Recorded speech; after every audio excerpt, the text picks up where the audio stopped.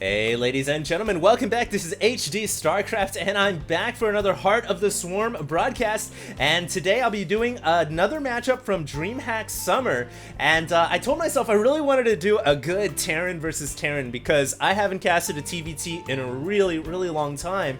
And so I found this one, and I think you guys are going to be pretty happy about this one. It's going to be EG Thorzain as the red Terran player at the top left-hand corner of the map, Akalon Waste. And his opponent is going to be Liquid Taeja, who's the blue Terran in the bottom right-hand corner. Liquid Taeja, of course, one of the premier players on Team Liquid, obviously, if not the premier player, along with Liquid Hero.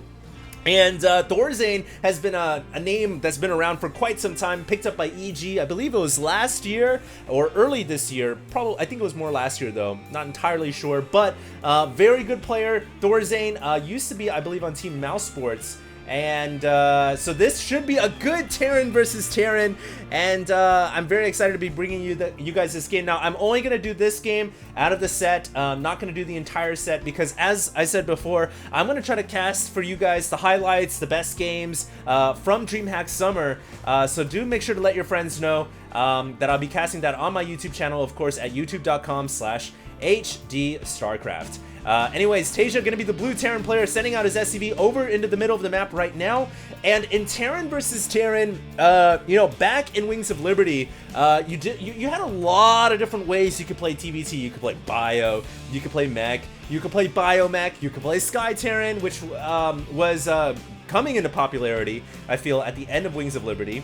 And you know, there's a lot of different ways to open in Terran vs Terran. You can open Fast CC, you can open 1-1-1.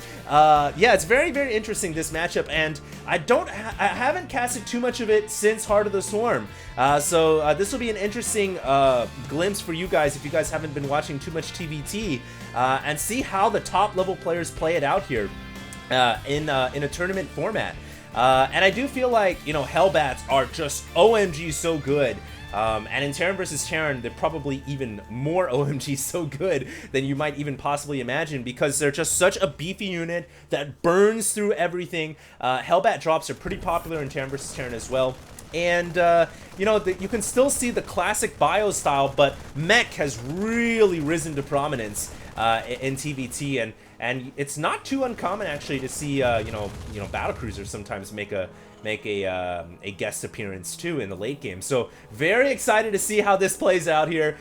We do have an expansion coming out from Liquid Taeja, and I think we might be seeing an no expansion coming out from Thorzain. So yeah, it's hard to really even try to guess what the players are going to do because there's so many different builds you can open up with, and it looks like Thorzain is going to go for the 1-1-1 that I mentioned earlier in the cast.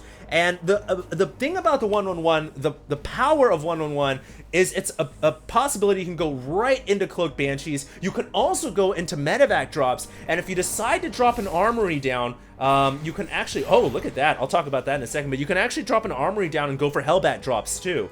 So the 1-1-1 gives you flexibility, it gives you early advantages because you can take to the skies right away, but the downfall of this opening is you lose macro. You can see that Taeja has gone for an expansion, Thorzain has not, so Thorzain is going to be banking on this early Banshee to get him some damage. And we'll see if that works out for him. Now, I wanted to talk about that mule that pulled away from the mineral line. It's just a small detail, but the mule on the very last mining cycle, it actually dies right before it reaches your command center. It picks up the minerals and it dies en route. So some Terran players, if you're really paying attention to that, you'll pull the mule away at the last second so that you don't permanently lose those resources. This is a very little thing, I know, but at the end of the game, you know, when you're starving for money, every little bit can matter. So we'll see if Thorzain does it here for this mule. Probably not, because there is something going on at his natural expansion. So I think he's going to end up, yeah, see, he mines the money and the mule dies right there, so that money is permanently lost. Meanwhile, whatever unit was back here, it looks like it was an SCV, was destroyed by Thorzain. So Thorzain got the kill back there. And looks like he is going to be going for an expansion now. And here comes his Banshee. Now, Cloak is done. This is a big, you know, tech difference from both sides here. And Taeja, does he have a Viking? Yeah, he's got a Viking out on the field already, and you can bet he's got energy saved up for that comsat. So this Banshee isn't really going to get that much damage done, and there's even a Widow Mine down here to boot. So if that Banshee even tries to fly next to the missile turret, it is going to get blown up, whether from the back or from the top. The main base is very well defended. That's actually one thing that Terrans have to deal with Medivacs, to deal with Banshees. You just get some Widow Mines, and you can see that this Banshee actually ends up flying past the mine because the mine ended up going over here. But I believe there's another Widow Mine hidden over here on the behind the refinery, so a little sneaky spot to put it, because you cannot actually see the Widow Mine when it's placed underneath or the top of the refinery, I should say. So it's a very clever spot for Taeja, and ends up destroying that Banshee. Not like the Banshee could see it anyways, because they are burrowed. They are invisible while burrowed, not burrowed while invisible. So Thorzain here is adding on another command center, and Thorzain is the kind of player who plays it safe. He plays it by the book. You'll almost never see Thorzain cheese or do something unexpected. He will go for macro CCs. He will play macro style with you. Taeja's style also is very similar as well. So both of these players have a late game macro style, and guess what? We are seeing a TvT right here. So I've got just a feeling here that we are in store for a nice long macro game here on Athlon Waste, which is exactly what I wanted to see in a TvT. Now we do have Hellbat production right here from the factory, and looks like Thorzain, he went for the armory, and is he getting transformation servos? No, he's not. He's actually getting +1 weapons, so the factory right now can only produce either Hellbat or Hellion, but the Hellbat and Hellion itself cannot transform back and forth. Here comes another Banshee from Thorzain. He's going to try to get in here and get some damage, and he's actually killed off 7 or 8 SCVs already. I'm not sure how he got those kills. It looks like there's a Banshee in the main base. I do apologies guys, but this Banshee got 6 kills. Somehow was able to sneak in through the missile turret and get some kills off. Now gets surrounded by those Vikings. But Thorzain does exactly, what he needs to do to slow the production of Taeja down a little bit. And I was going to say, it really sucks that he went for this early starport and he really didn't get anything out of it, but he actually did. He killed off 10 drones, or 10 SCVs, I should say. Silly me, Zerg player. But he does kill off 10 SCVs, and that's a decent enough number to where it justifies the cost of that starport. And now he can start to produce medevacs out of the starport. And don't forget, the medevac will heal the Hellbat, and it can transport the Hellbat very quickly as well. And speaking of which, voila, we have the medevac out on the field already. So it is now making its way over to the right-hand side, but Taeja can see he is really hunkering down right here. He is going into full-on turtle mode. He's got tanks, bunkers. I don't see any Widow Mines, but he's got a Viking overhead, so it's very unlikely. Now, you can see that Thorzain is actually set up. He's ready to go with 2 medevacs and 2 Hellbats. Now, if he can get those Hellbats into the mineral line, they can do a lot of damage. But I think Taeja is pretty well defended here. He's got Marines and Vikings to come, and this medevac is flying right into enemy airspace. Meanwhile, this medevac gets destroyed. The Hellbats do drop off, but they don't really get anywhere, and this medevac blows up as well. So both medevacs go nowhere really quickly. And Thorzain kind of loses his edge a little bit because of that. Resources lost right now, reflecting that Thorzain has lost considerably more than his Korean Terran counterpart has. But Thorzain does have that third base, and he is starting to mine out of it right now, so that does make up for some of the difference. And really, the tech here from both sides, what we have is Tank Hellbat from Thorzain, who has always loved to play mech, by the way, guys, and Taeja, who's going for more of a Marine tank style, not so much of an emphasis on Hellbats. Now, that is interesting because if the Hellbats can get close up to the Marines, they will burn them down, obviously, but the Marines have an advantage in that they have stim, and with stim they can evade the Hellbats. The only thing is, Hellbats absorb tank shots pretty decently. You can see that they are not considered armored. They have 3 properties: light, biological, mechanical. Tanks do extra damage versus armored when they're in the Crucio Shock Cannon mode. So when they're in siege mode, basically. So the Hellbats are actually pretty good against tanks because they can just walk up to them and absorb damage. That's why I think Thorzain is going for Hellbats here.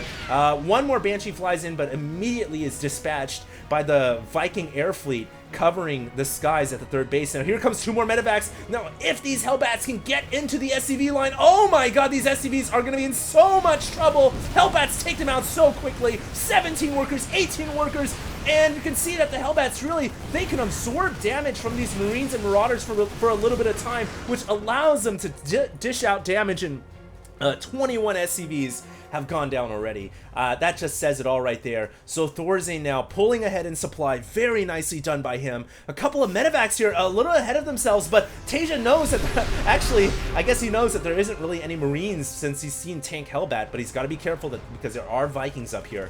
That's one thing he has to be worried about. Cannot just fly those medevacs in cavalier like that. Meanwhile, upgrades continuing to pump out. 1-1 currently for Taeja, who is the blue Terran. +2 weapons for Thorzain for mech. So you can see a huge change here, a huge difference in both sides and their upgrades, and the production tab is just going wild right now. In fact, we have a fusion core on the way from Taeja. So I think, ladies and gentlemen, with the double starport and tech lab, there can be no question about it. We are going to be seeing battle cruisers. That is right. BCs are going to be making their way onto the map pretty soon here. 15 minutes in, we're going to be seeing BCs in a pro TvT with Taeja and Thorzain. That is just orgasmic. This no other way to describe it. I'm sorry, guys, but this is going to be pretty awesome. And here comes the first battlecruiser on the way right now. And the thing about BCs is, guess what? They don't get hit by tanks and Hellbats. So that's why Taeja is going for battlecruisers here. Comsat goes down to reveal how large this army is, which really, it's a pretty small army. I think Taeja's just trying to just punch down the rocks, and I don't really think he's going to commit.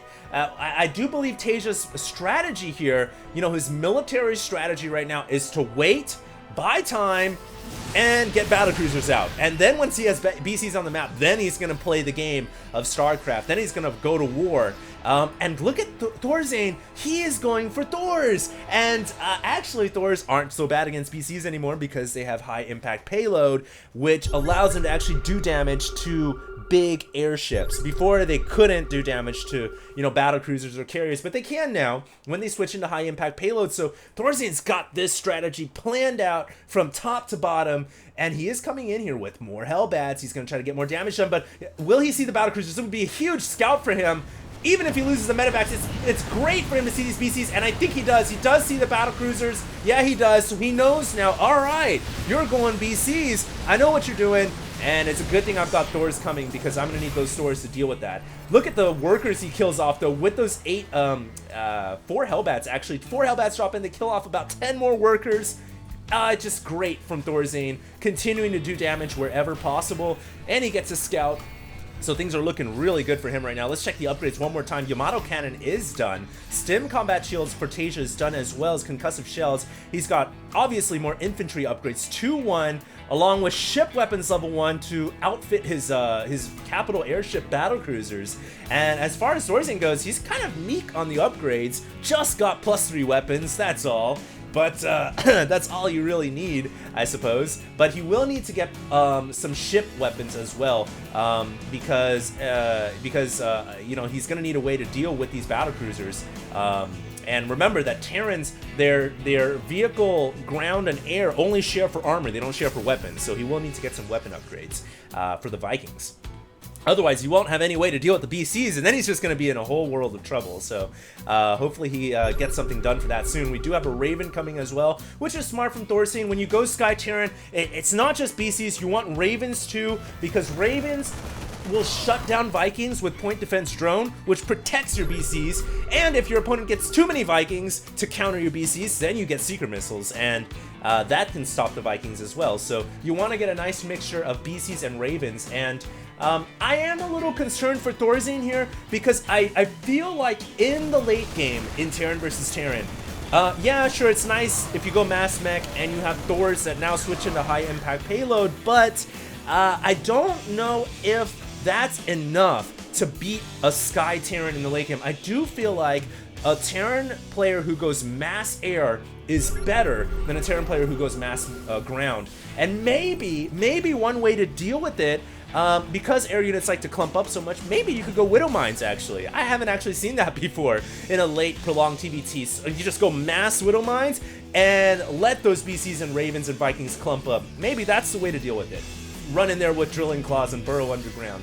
But anyways, I'm just totally hypothesizing, complete conjecture right now. I have no idea what's gonna happen, guys. This is a max Terran army versus a max Terran army. There are a lot of Thors switching to high impact payload, as they should be. The tanks are not really gonna be, well, tanks are gonna be helpful, but because you need them to deal with the ground army. Here comes Yamato cannon! Yamato being used on the Thors to whittle them down. Very smart right there, as the Thors are basically one of the capital airships, the capital ways to deal with the airships. And now the Thor's switching back into normal mode so they can take out the Vikings, which is actually pretty intelligent because then they gain the splash damage back. And look at those Vikings, they're taking splash up the wazoo, and even though they're not considered light, they still group up and take a lot of AoE damage there. And here comes Taeja trying to go up to the top. I don't know if this is the right idea. Thorzain is in position on the cliff, and oh man, Thorzain is just going to take out this army so easily. Although some Marines and Marauders leak on by to the north, and this expansion is forced to lift off, and finally Thorzain able to get a little bit of SCV kills in for the first time of today. 16 SCVs going down there. Incredible game so far. 8.4k resource loss to 6.6k. It looks like Thorzain still isn't bringing his army down to deal with these Marines and Marauders. I don't know why.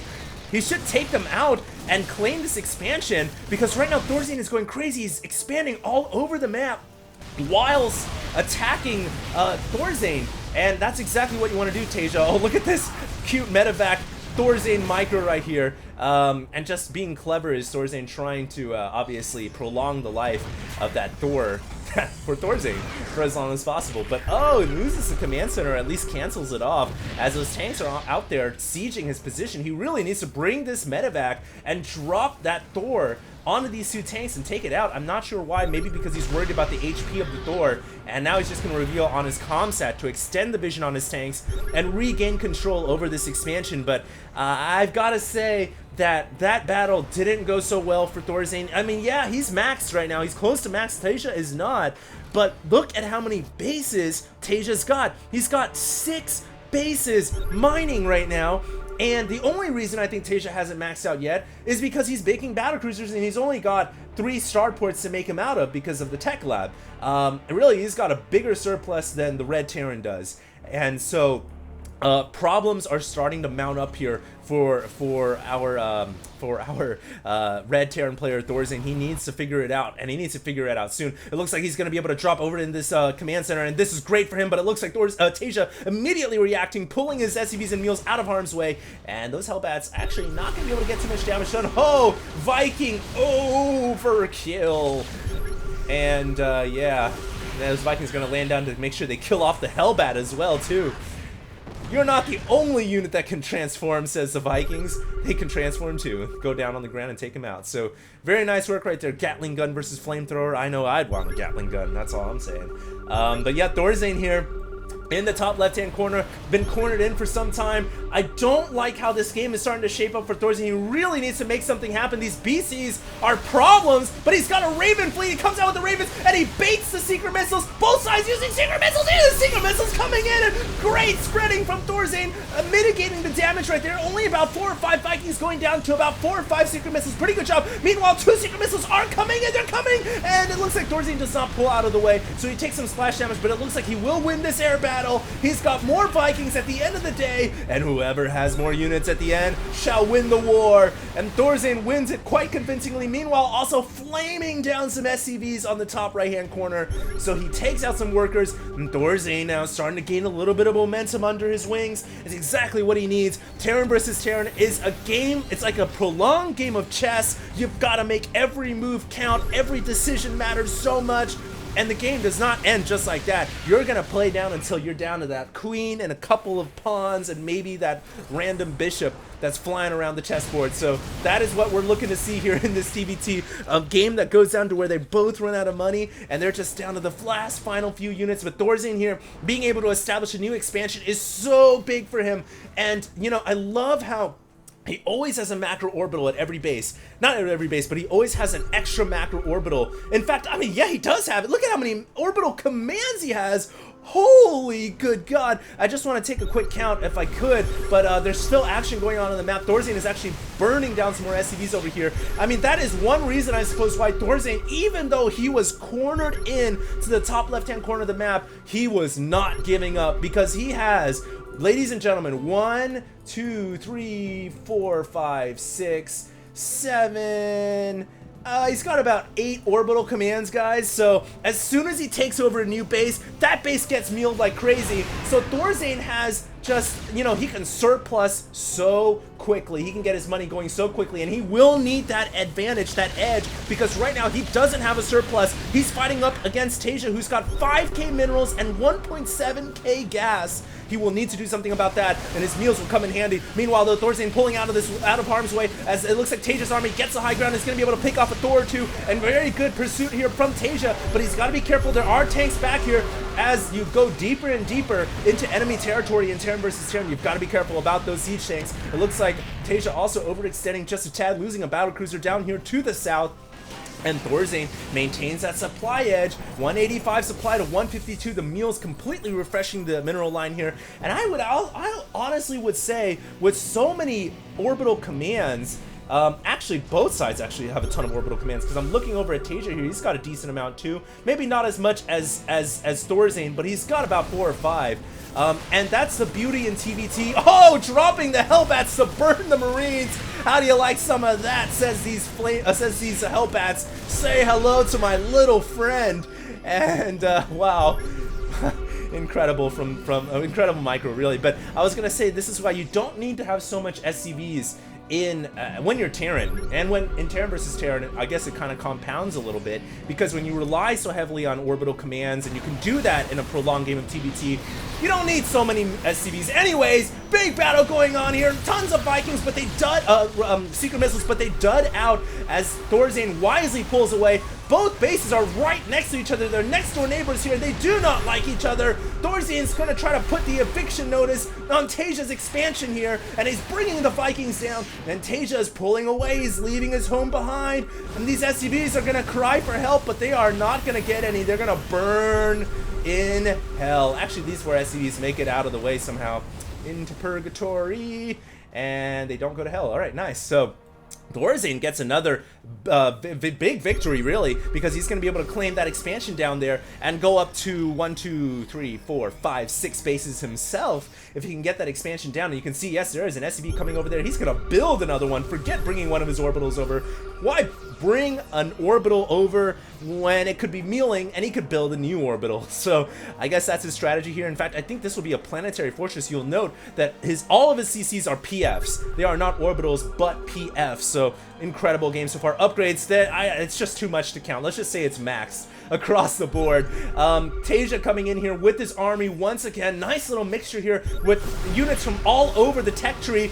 And here comes Thorzain with his Hellbats. Hellbats, couldn't they get in range? They're burning these Marines up, and the secret missiles are going to land. And no, they actually don't really hit the core of the Terran army. That command center is canceled out just in time from Taeja. Taeja now pushing in, but Thorzain has a lot of siege tanks on the high ground here. And, you know, Taeja just cannot push up into these areas where tanks are just hiding. He's continuing to just throw away hordes and hordes of infantry into the siege tanks, and that's just not boding out too well for him.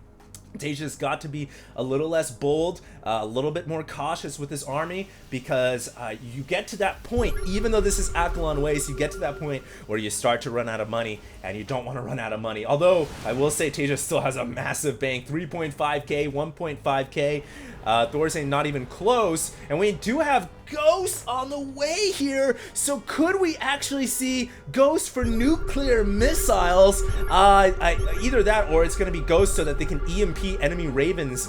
I think that's what Taeja is getting Ghosts for. I don't think he's going for nuclear missiles, because he's only making 1 Ghost Academy. And usually when you're going for nukes, you make more than 1 academy. And here comes actually a small strike force from Taeja, forces the cancel once again. Every little victory here counts, obviously. You can keep the enemy from mining that base, especially in Thorzain's shoes here, because he doesn't have the surplus that Taeja has. and if you can just prevent him from getting the CC, then it doesn't matter how many orbitals you have because he cannot meal that location unless he wants to distance mine it. So yeah, great job from Taeja so far, and Taeja looks like he is going to maybe go for an airstrike here. He's called in the airstrike. No, he's going to abort the airstrike and bring it back. Gonna bring in a ground attack, a ground assault here on the siege tanks. A lot of PDDs coming down, and the air squad coming back from Thorzain. And these secret missiles, I think, will be able to finish off these Marines and Marauders, killing off a friendly siege tank in the process. But that's okay. Job gets done.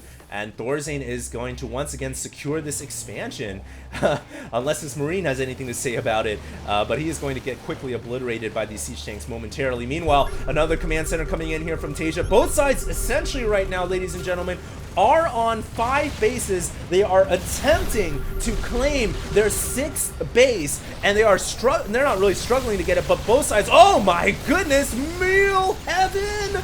That is so many meals from Taeja, and he's been saving them up from all of his orbital commands. Now, this is the thing. As soon as Thorzain lands this command center down, you can bet we're going to see about 20 or 30 meals drop down as well.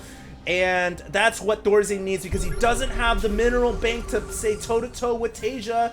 He needs to meal it. Where are the meals? His orbitals have some energy, but he's not mealing it, and he really needs to do that, because if you come down to a situation where Thorzain loses his base again, he is going to be fighting an uphill battle against the bank of Taeja. Although I will say one thing, once again, Taeja's supply is not as large as I thought it would be. He's only at 131. I'm not too sure why he's, you know, I'm looking at his production tab. He's mostly producing Vikings and Ravens. It almost seems like he doesn't want to spend his money to max out his army. I'm not sure why. I mean, he's obviously got the production facilities to make battle cruisers, to make more tanks and whatnot, but maybe, oh, he's actually gonna make ghosts. Okay, so 4 ghosts now on the way. So there you have it, ladies and gentlemen. He's gonna make ghosts. Yeah, and meanwhile, some more Hellions coming around here. They are going to go on some flamethrower duty, gonna try to roast up some more SCVs over here, and it looks like they have the blue flame upgrade as well, which does assist, obviously, helping them do a little bit more damage. Some more SCVs are going to fall, but not a huge deal really for Taeja. And here comes Thorzain once again, looking to make a big sky battle happen. Both armies have now converted over into mass sky Terran style, and I do like how Thorzain, you know, he's got so many Vikings and Ravens here, but I do like how Taeja's adding in these ghosts, and the ghosts can make a huge difference, because if they can get the EMP down on the Ravens, they effectively neuter them. And so yeah, there are some ghosts on the field. I'm not too sure where they are. 4 ghosts actually, they are going down south right now. Perhaps Taeja is going to cloak them and just chill them behind the SCVs and snipe them out, but there are a lot of missile turrets here, so I don't think the ghosts will be able to do that.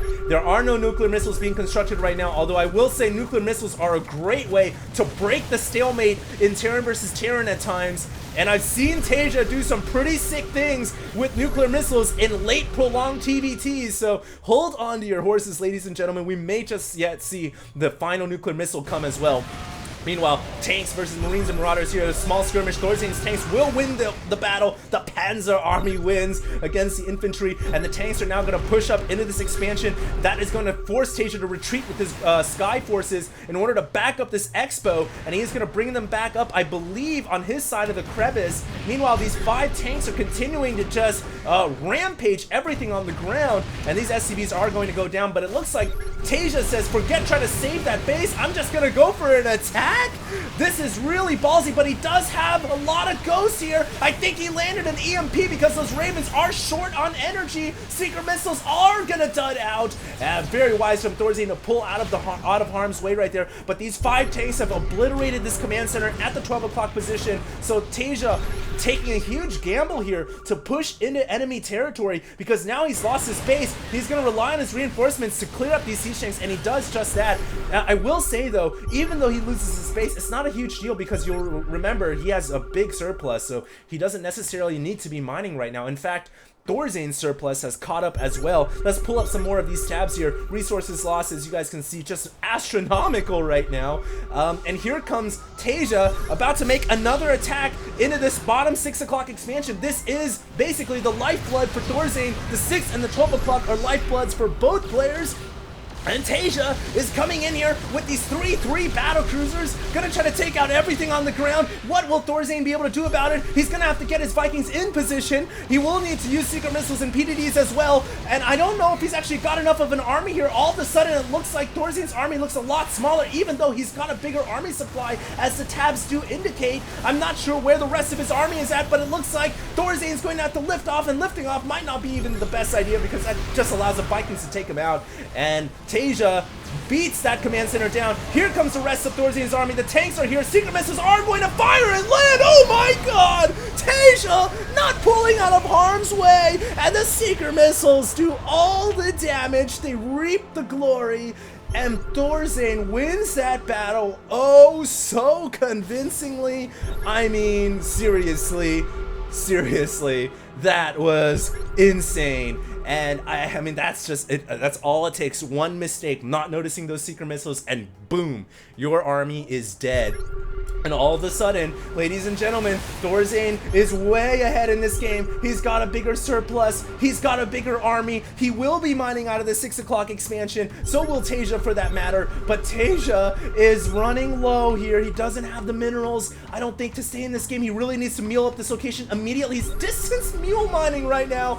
And those meals got to get back over there. He needs minerals and he needs gas so badly right now. I'm not sure what Taeja can do to get back into this game, but then again, he's only down by about 30 supply, so he's not completely out of it yet. I will say one thing, Thorzain is overloaded on Vikings. A huge portion of his army right now is invested into Vikings.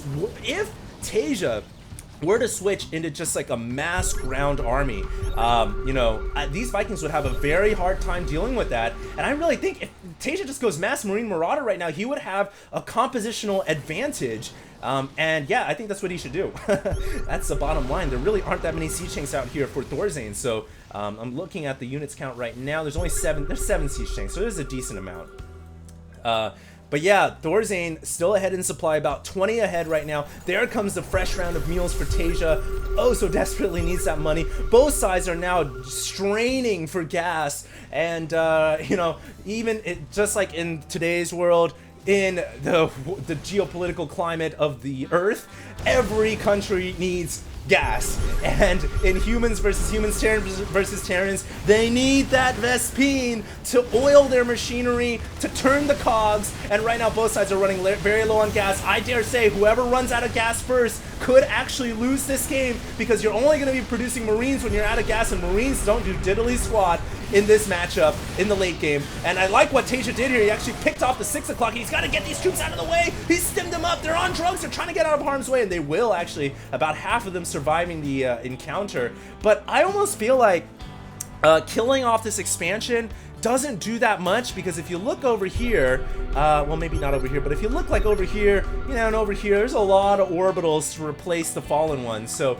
it's not a big deal, and almost feels like Taeja commits a lot more than he loses a lot more than he gains when he kills off an orbital command, because there's just so many back there for Thorzain ready to go to replace. Although it looks like maybe Thorzain will be able to, excuse me, Taeja will be able to intercept this one. But here comes Thorzain's forces. The Red Terran coming back in to defend his orbital command, and there is a secret missile. Oh! Another Seeker landing down, obliterating it, and Taeja really committing a lot to killing off this orbital command. And I'm just not sure. Does he realize? Yeah, he knows. He knows there's a lot of orbitals back here.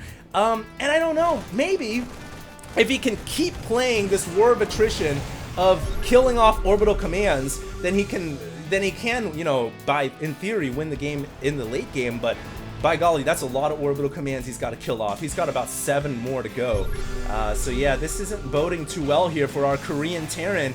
And Thorzain, our Red Terran, is doing incredibly well here. I cannot believe, I mean, if you had asked me before the start of this game who was going to win, who would I give the edge to, obviously I would say Liquid Taeja, but Thorzain is really impressing me right now, ladies and gentlemen. But you know what? Taeja has not given up yet. The blue Terran is coming back around here, ready to snipe out the new orbital command. Oh, it's got to be careful though. There are some tanks, there are Hellbats back there as well. And it looks like those medevacs are just going to get the hell out of there. So this orbital command will be allowed to land down once again. You know, and I'm looking at the supplies, I'm looking at the minerals, and here is how I'm going to break it down for you guys. both sides basically have no more money. They have no more gas. There isn't that much more money to be made. They have about the same amount of vestigial remaining minerals. The only difference here is there's about a 40 supply difference, and most of that is the fact that Thorzain's army is a lot bigger. So that is a huge problem for Taeja to overcome, and I just don't know how he can do it. Really, I don't. It's gonna take some serious micro here, and you know, Taeja is known to be a macro Terran. He's really good at macro. His strength, I don't want to say his weakness is his micro, but it's not his strength. So I don't know how he's gonna be able to overcome this situation. You know, we'll just see. We'll have to see. Here comes a Ghost. Does EMP the Ravens a little bit, and Thorzain's coming in with his main army here. He's looking to end the game. And you know, he's got the army to do it. What in the world is Taeja going to do? Taeja has to defend here. He's got to bring everything. He's actually coming around the backside with his Stimmed Up Marines. This could be it. He's going to get the flank. He's going to play Zerg style against the enemy Terran. Does he have enough to win this fight? Unbelievable by Taeja. I think Taeja will have enough. Ah, it's so sick. So sick. Oh my God. How in the hell did he pull that off? Now he's just got to finish off these Hellbats, and all of a sudden the tables turn just like that. Thorzain, he's now down to 55 supply. Taeja is at 116. What a battle! What prowess! What intelligence by Liquid Taeja! Basically borrowing a page from the Zerg book of strategy and saying, hey, I can't win a head-on-head battle. I have bio, you have mech. I'm gonna surround you. I'm gonna treat my Marines like Zerglings, and he gets a surround. He gets the better surface area, and all of a sudden the scope of this game has completely changed. I don't know why he sent that Viking in. I think he could have just ran away, but I guess better safe than sorry. Wow, what a sick game this is, ladies and gentlemen. And unfortunately, I will say one thing, we did not ever see a nuclear missile being built. But who cares? This has been incredible. Here comes Taeja. Oh, Taeja beat. He's got to be careful. I don't know what he's doing here. This is so risky. He's coming into all these siege shanks, but he's going to pin his hopes on this maneuver. And it does work out for him quite well, actually, landing all of his Vikings Gatling guns online. And this orbital command is on fire. It is burning. And I don't know what Thorzain can do. He's only at 44 supply, ladies and gentlemen. He's got half the supply of Liquid Taeja. And both sides are obviously out of money. I will say, actually, Taeja's got about 1,000 in bank, which does matter. And wow, what a game. What a sick game this was. Just incredible. And I for sure was about to say, hey, Thorzain, congratulations. I think you just beat Taeja, but you know, that last battle up here, the second to last battle, just amazing. Let's look at some of these tabs. 63,000 resources lost to 68,000. I mean, what other tabs can I show you guys? Oh, there we go. I wasn't gonna, that's not a tab, but that's just stealing enemy resources, which is smart, very smart to do in this situation. And here comes Taeja coming in with his battle cruisers. He's got to be careful. There's a lot of anti-air back here. He does pick off, Taeja does pick off Thorzain's command center, which is nice. But he's got to be careful as he maneuvers in here. There are missile turrets and Vikings back there. But Taeja just has so many more Vikings. And I do believe both sides are maxed out. They should be at this point, obviously. And yeah, Taeja's just going to come in here. He's going to try to end the game. More missile turrets being built in a scramble right now for Thorzain. And really, that's his only, I think, hope is just to build up missile turrets and try to hold out against Taeja's army. Will he be able to do it? So I think that's the only strategy. Oh no, that's it. Thorzain's just gonna GG. So I was gonna say maybe that's Thorzain's only hope is to just drop a grid of missile turrets down and try to hold off against these BCs and Vikings. But I think he's realized that it's over. And just an incredible surround right here. You guys should all rewind, check out the video again at that portion, because that was just insanity. Hope you guys enjoyed. Really nice TvT. I will be casting more games from DreamHack Summer in the next couple of days. I'll be casting a set a day, hopefully. So do stay tuned, and you guys can check me out at Facebook, YouTube, and Twitter at HD Starcraft. This is HD signing out.